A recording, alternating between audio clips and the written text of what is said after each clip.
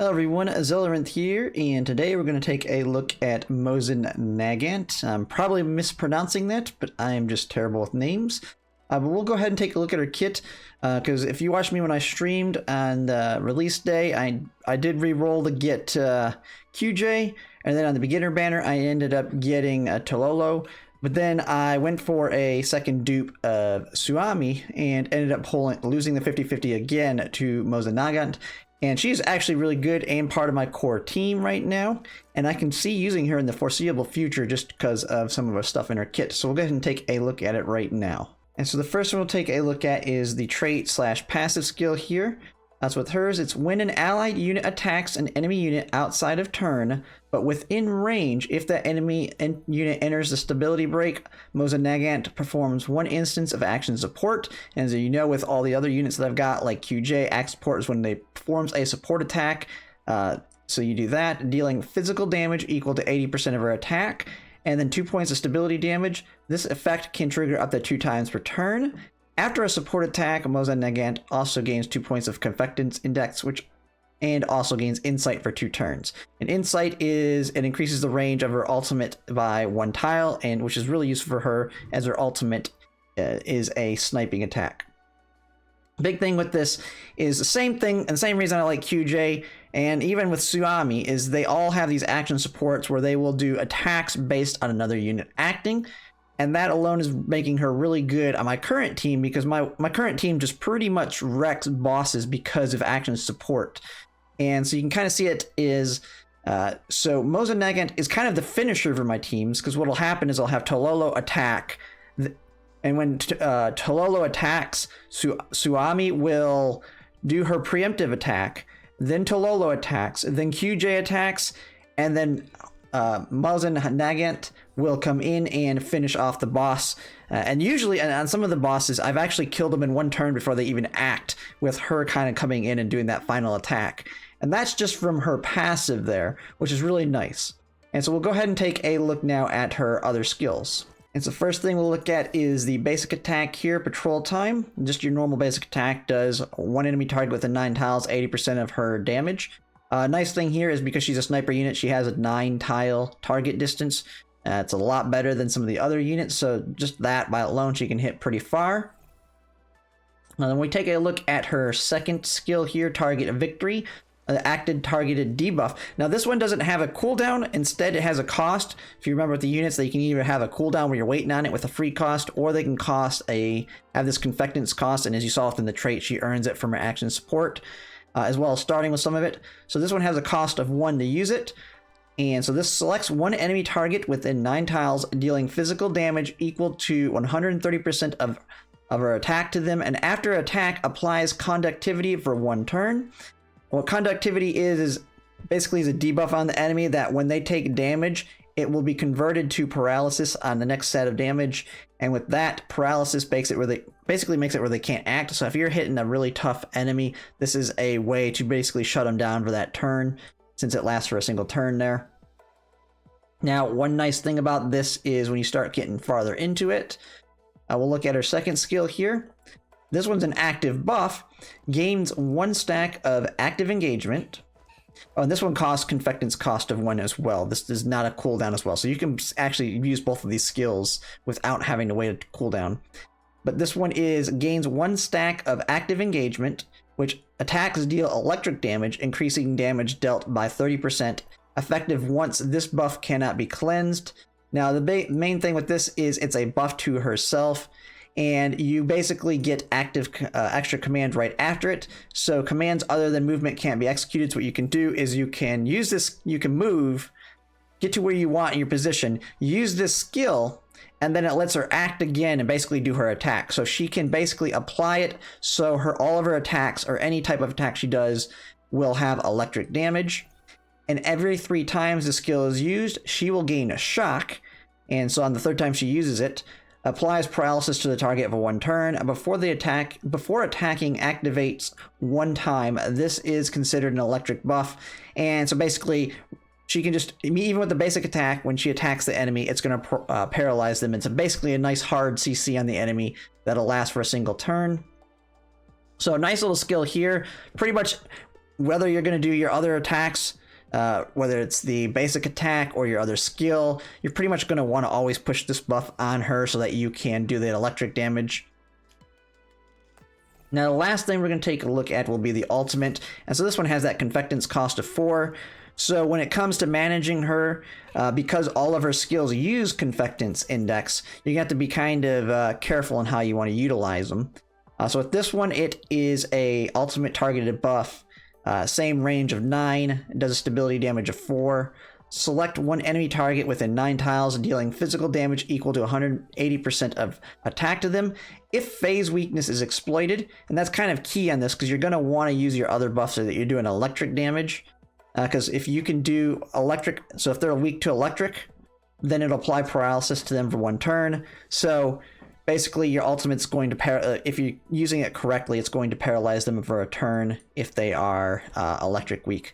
So nice little attack there, big damage, and able to put a paralysis on them. I probably wouldn't use this ultimate unless they are weak to electric, and that's kind of one of the big negatives of her, and why she's not as regarded as nicely as, say, QJ and Tololo, is because she's more selective to you're wanting to target electric weak enemies. Now, when we take a look at that, let's go ahead and look at her fortifications, though. And one of the big things you'll also see on her is she's reliant quite heavily on her fortifications. But she doesn't need them. She's good right off the bat right now. Now, she will eventually get outclassed by future limited units quite quickly. But as you get dupes of her, if you're losing 50/50s or you're pulling her in the standard banner, she does get quite a bit better as you start getting dupes of her. And so on the first dupe for her, makes target victory to level 2. If a phase weakness is exploited, gains 1 point of confectance index. That one's going to be really big for her because, as you know, her entire kit is using confectance index to use her skills as well as her ultimate.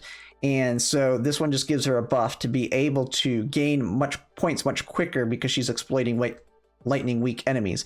But like I said, that's the big weakness of her, is that she wants to be generally targeting electric weak enemies, because this is another one that wants them to be weak to it. Second one here gains 1 stack of unshakable confidence after each support attack. And Unshakable Confidence increases the critical rate and critical damage of ultimate skills by 5%, maximum of 4 stacks. This buff cannot be cleansed.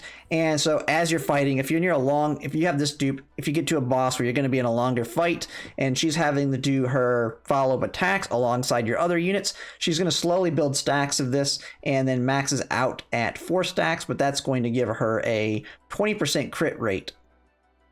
And then if you apply your other crit stats to her, that's going to make her even better. So a nice little buff there to being able to do crits.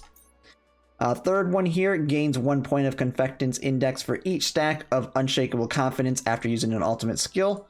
So this one is making it where you can just build up those confectance index and rebuild them right after using your ultimate. So she relies on them heavily, extremely useful.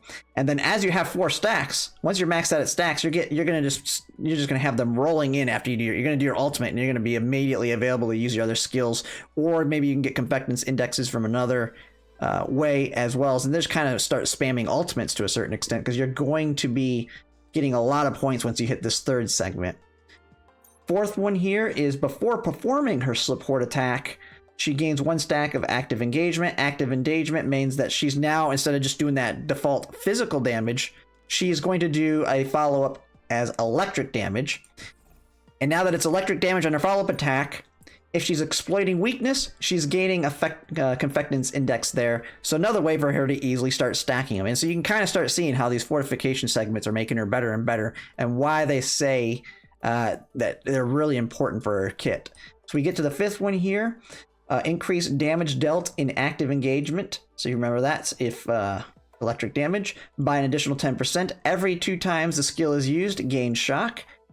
So now you're using this not only with her skills, but her follow-up attacks.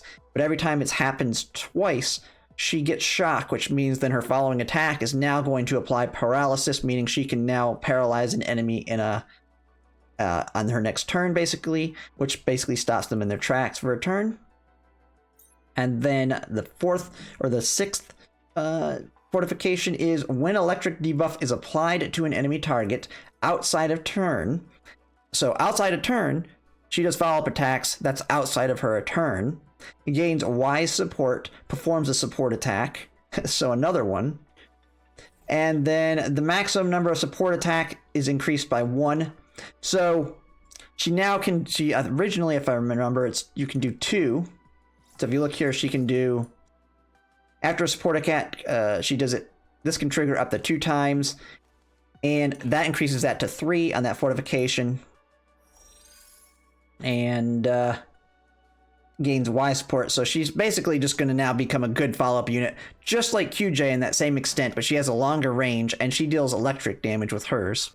And so you can kind of see why they say she really relies on it, because without it, right now, she's just mostly doing physical damage unless I'm using the skill to apply electric to her.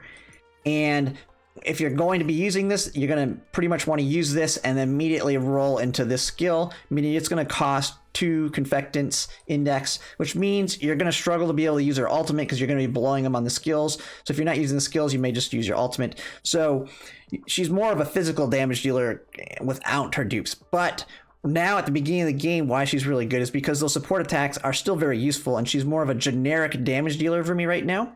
And that's why she's still really good at this point in the game, and I wouldn't be you shouldn't be sad if you get her when you lose a 50-50, because you can have quite a good value with her there.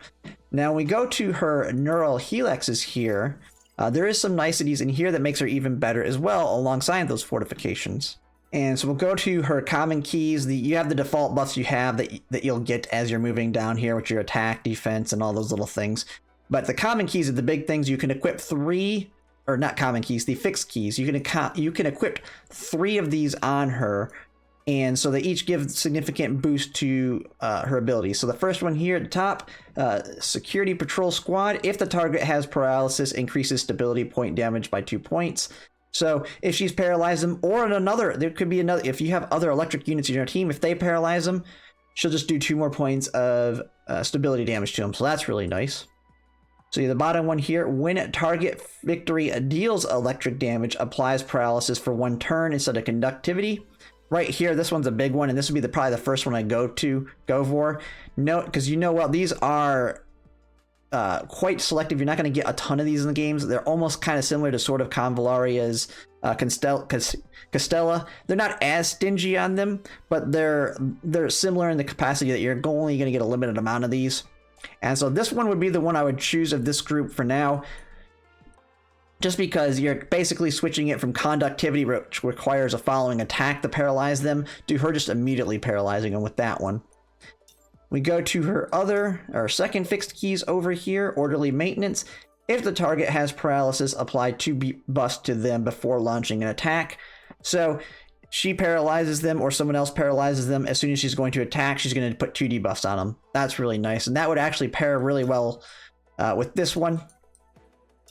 Because if you think about it, she's going to put the paralysis on him with this one, and then if you have another unit attack and she's doing her support attack, she is now going to apply 2 debuffs to them before she does her support attack.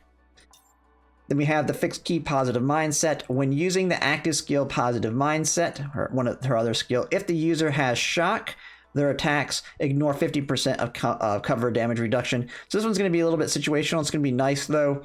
If she has shock in her kit, then she can just ignore some of the damage reduction from them being undercover. So this one will probably be more useful as you get dupes for her, because it's going to be a little bit easier as you get higher up in her fortification to actually have shock. But that one to me is more situational as it currently stands. Take a look at these ones over here. Fixed key, Hard at Work. When possessing Insight, a reduced stability damage taken by 1 point. So it just makes her take less damage. Insight was the one that increases the range of ultimate skills. So if she's going to take a hit, then it won't take as much stability damage to her. Since she's a sniper, you're going to try and keep her out of harm's way generally, because she is really low health. So not as useful, since you're probably trying to keep her out of the fray anyway. Now, when it comes to the AI and auto, the AI will just throw her out there in the middle of the fight sometimes. So I could see it being useful for auto, but this is not one I'd probably be using regularly on her. And then we have the last one, Fixed Key Mobile Patrol. If an active attack applies paralysis to the target, this unit gains 3 tiles of additional movement. Just another way to get her in a better spot or position immediately after attacking, so you can avoid damage doing that by being able to move away after you paralyze them. So this one would pair well with this one and this one. Those would probably be the 3 main that I'd be running, especially once you start getting dupes of her, whether it's losing 50/50s or pulling her on the standard banner. And so that's her main fixed keys. You can only have 3 of them. But then you have at the very end, and this is going to be useful from all units. Even if a unit is in your team you're never going to use and they're not very good, these are going to be important to try and get on them, simply because you can apply these to anybody. And so this one is it gives an attack boost of 5%, and when the unit is under the effects of Insight, increases damage dealt by 7%. So just a nice little attack boost and damage dealt by 7%. This will most likely be useful for a future sniper we get. It's similar to Nemesis, which is the other sniper that we get in the beginning by default. If you look at hers, if you look at Nemesis on her Neurohelix here, you go all the way down to her common key here. When this unit is under the effects of Insight, gain 3 additional tiles of movement after killing an enemy target. So this one's another really nice. So this one's actually one you'll want to get for Mosin-Nagant. So even if you're never going to use Nemesis, you're going to want to move her through this just so you can collect this common key and put it on Mosin-Nagant. But just like that, that's another value that she's going to provide down the line. Even if you're no longer using her, when we get a way better sniper that's limited in the future, they most likely could take advantage of this common key. And that pretty much covers her. Like I was saying, I think she's actually really good. And I mean, she does want her dupes. I can see why she wants her dupes, because they get a lot of that support attack functionality to really take advantage of it. The dupes make it so much better, and it's much easier to use her other skills, because right now without her dupes, the biggest issue you really have is the confectance costs in the beginning. And so you're not able to be constantly doing that electric type damage. So that'll be extremely useful there. And then when you start getting to her later ones, she starts getting to be closer to being like QJ in that she can do a lot of those support attacks, but instead she's doing it from an electric side of things, and she's able to CC enemies. And so I feel like she'll be really good in the future if you start getting a lot of dupes of her. And that's kind of why when you kind of look at tier lists for her, especially for the CN side of things, they have her all the way down on the C tier. One big thing in Pridewin is they review all SSRs as if you don't have any dupes of them. So they're all rated based on V0. Now, the big thing with the standard units is over time, you're going to start to get dupes because you're going to lose 50/50s. You're going to be able to pull them from the standard banner. And there's actually one thing that we will be getting in the future. And if you're like me at this point, so I've already pretty much got everything I want from the standard banner, because the rest of the standard units that I need, I can actually get for free in the game. So I'm actually now at this point going to stop pulling on the standard banner. I'm just going to start stockpiling them, because in CN they do have they changed the standard banner. That was about 6 months down the road to become a standard selector. And once it's a standard selector, it's basically like a limited banner, except it's going to be for the standard units. And you can select which of the standard units you want, and then you'll have a 50/50 chance of getting them. And if you don't get them, you're going to be guaranteed them on the second pull. Big thing with that is you're at that point going to start being able to accumulate dupes of these standard units fairly easily. And so that's why I'm going to stockpile them. So I'm hoping I'm going to have like 300 pulls by that point. And I'm actually going to be targeting to get it QJ maxed out. But as soon as I get QJ maxed out, she's actually probably going to be my second target to max out because of how good she is.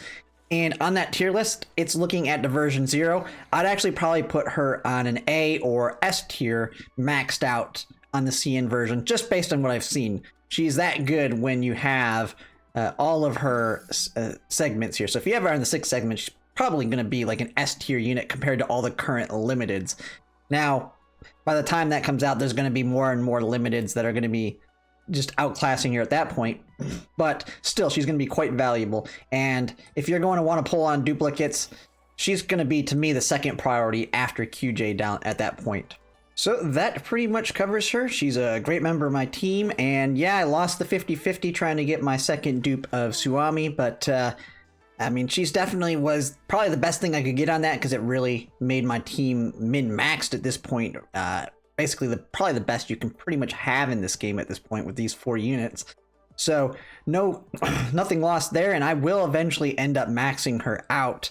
It'll just happen to be that I'll be getting QG maxed first, and then she will be the second target that I'll target on the standard banner to max out in the future. But yeah, if you like my content, if you could like, comment, and subscribe, it really helps. I've also got a Discord that I've recently added. I'll put that in the description if anyone wants to join it. I try to be fairly active in it, and so pretty much if I see anyone talking in it, I'll communicate in it back to them. But yeah, thanks for watching.